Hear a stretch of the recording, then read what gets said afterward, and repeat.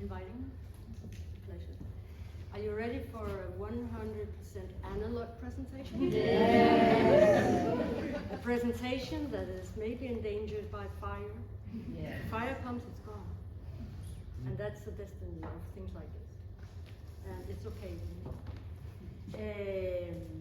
Okay, so to answer the initial question of how to document artistic research and how to share and how to reactivate, I would like to say that so far all my documentation is directed towards one person, which is myself.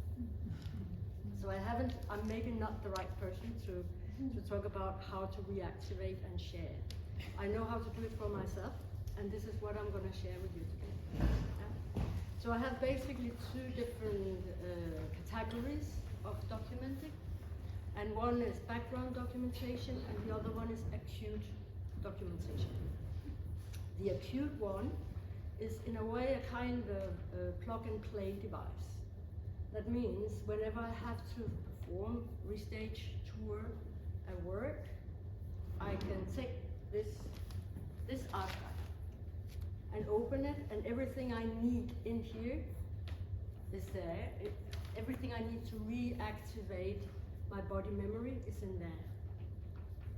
I'll go through that archive in a moment, but first I will start with the background. Could you let me know when there's 5 minutes left? Yes. Yeah, thank you. The background documentation, it's bigger than this one, but this is the essence of it. It's, the example I took is from Stigma, which is a work that turned 25 years in November. I created it in '99, and it's still frequently touring. On our latest tour, 22, I thought, okay, it's outdated.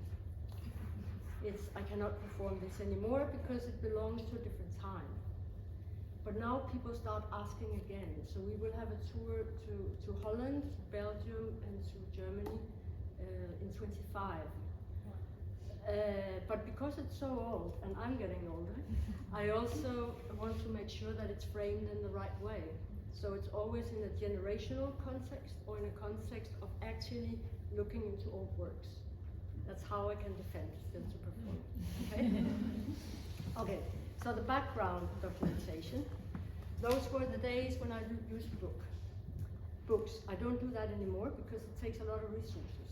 So nowadays I use secondhand paper from my administrational archive. That means the notes I made for today is an old life plan. I don't know, it's a plot, I don't know from which performance.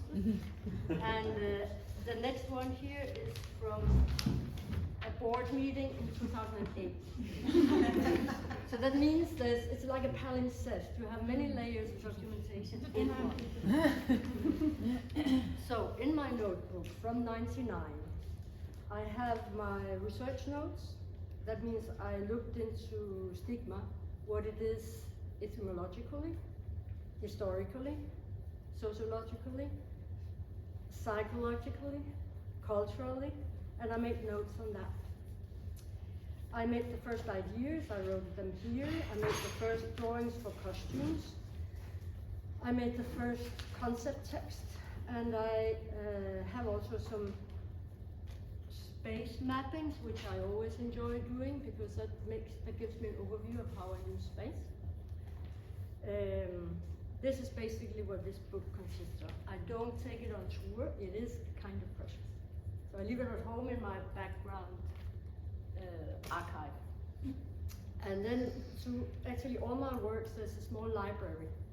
But in this one, there's only one book, because the rest of the books for my research is from the library, public one, so I don't take it.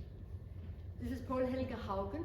It's a small book called Passage, and it's recordings. It's categorized as recordings. That means it's not poetry, it's not essay, it's something in between. Yeah? And he was a huge inspiration for me, and I used one of his poems with his permission to actually put in my program of Stigma. So this book I keep in my background archive. Apart from this, I have in my office programs, photos, posters, extended rehearsal notes, video recordings from rehearsals, video recordings from the actual work, notes from research workshops that I took, and all this, a lot of this is actually digital. So let's move on to the acute documentation, which is this one. And it's very acute in the sense that I'm looking into it now these days because I'm restaging this work. So first thing, CD. Because music is very strong, it's a very strong mean of actually activating your body memory. So I have the original scores, it's electroacoustic composition that is executed live. That means I don't have the actual execution of it, the mix of it, but I have the individual tracks, and I put them on, listen to them, and it all comes back. You know, the body remembers what's happening there. So I have the original one, then I have a revised one from 2006, and a revised one again from 2010. And this is what I initially would start working with. I also have a DVD, remember? Yeah. This is primarily for the light design. I always bring it because at one point he's going to ask me, how was this transition?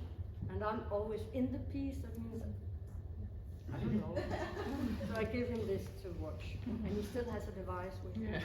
Yeah. Then I always bring the concept text for me to remember what is it actually I want to say with this work. And then I bring, now I took just the latest one, which is a presentation given to the audiences. But I always try, so next time when we go to Holland, I ask to have theirs, because it's important for me also to remember what our audience was actually presented with. What kind of text, what is their entrance to the work? How can I make sure that how does that meet what I'm doing? Not to be forgetting that. And then in this one I also have notes from an interview that I did for the radio many years ago, and that really lists my whole research, but in a very good way, so I kept it. Because if somebody wants to ask me something again, I don't have to go back into the background archive. I have it here. I have space mapping, which is basic space mapping. This is adaptable to different spaces. In all my works, I always base the research on different meditations, on specific sub-themes and themes. And whenever something really important comes up, I keep it. I also do a lot of research on, if I go to, where I perform, what is urgent this moment in that place with that community, and I try to bring that information into the way that I'm performing the work. That might sound weird, but in solo you can afford to do a lot of things that you can't afford when you are in ensemble. So one that I kept here, I think it's from 2013, I was performing in Minsk, and I was performing in an area that used to be purely Jewish. And in Minsk they have a very, very heavy story, Jewish story from Second World War. And that kept coming up. So I said, okay, this is the theme that I have to take as a subtext. So I did research on it before I went, and I took it with me in the way that I performed.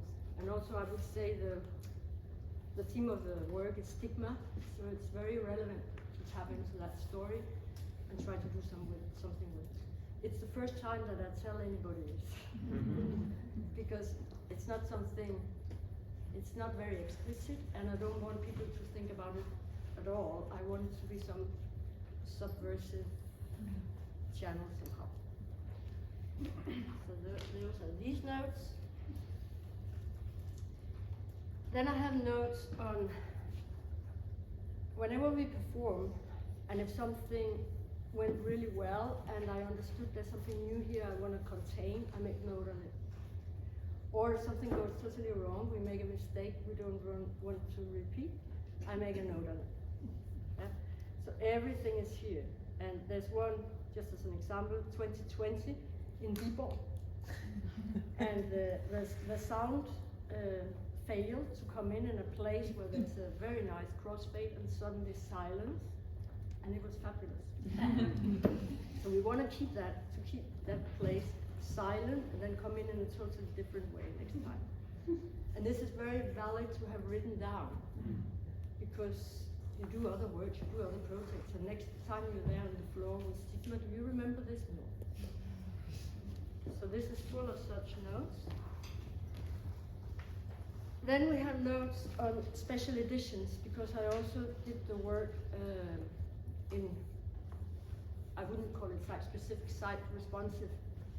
In a field we did it, in an underground shelter for the Foreign Legion in Corsica, in an old factory, other places. So however I solved the spacing and light conditions that I thought worked, I made a note on it to remember if I'm in conditions that are close to it, I don't have to try to invent the whole thing all over again. I have ways. There's only one scene that I noted. The rest I rely on my body memory. So I never actually, very rarely, note what I'm doing physically. But there is one scene that I did. And it's because it's very, very detailed. And there's an element of improv. And the more precise I am in the detailed structure, the more freedom I have to improvise on top of it.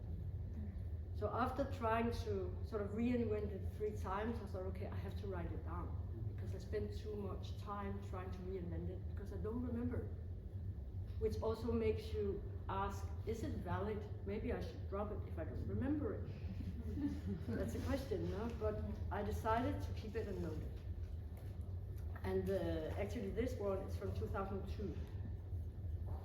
And this is still the base. And then I wrote something in other color, and so probably it's later, but I don't know. Then there is a note on costume, because the head thing I have in that performance is quite complicated to put, and if you put it wrong, you have to do the whole thing all over again, and it takes time. So I actually noted quite thoroughly how are the steps in this costume. Then the last one is actually in the rare occasions where our musician cannot come. The light designer is operating 5 minutes perfect. It's operating light and sound together. So this is an attempt to put cues of light and sound in a way that he can actually operate both, which is a little bit complicated. Everything's handwritten. But there's a copy of this in his archive. And there's some notes on music also, how to fade in and out. So all this is actually the last sheet, but all this enables me quite quickly to step into a work that is that I haven't actually, for the moment, haven't performed for 2.5 years.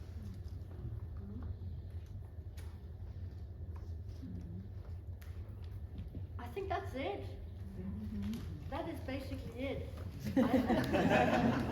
For other works that has more complex themes, I have bigger archives. I have a library with maybe 2 shelves of books, things like that. So they vary a lot. But I thought this, because it's relevant for now, it would be maybe interesting to bring it, and it's not so. Thank you so much. Thank you.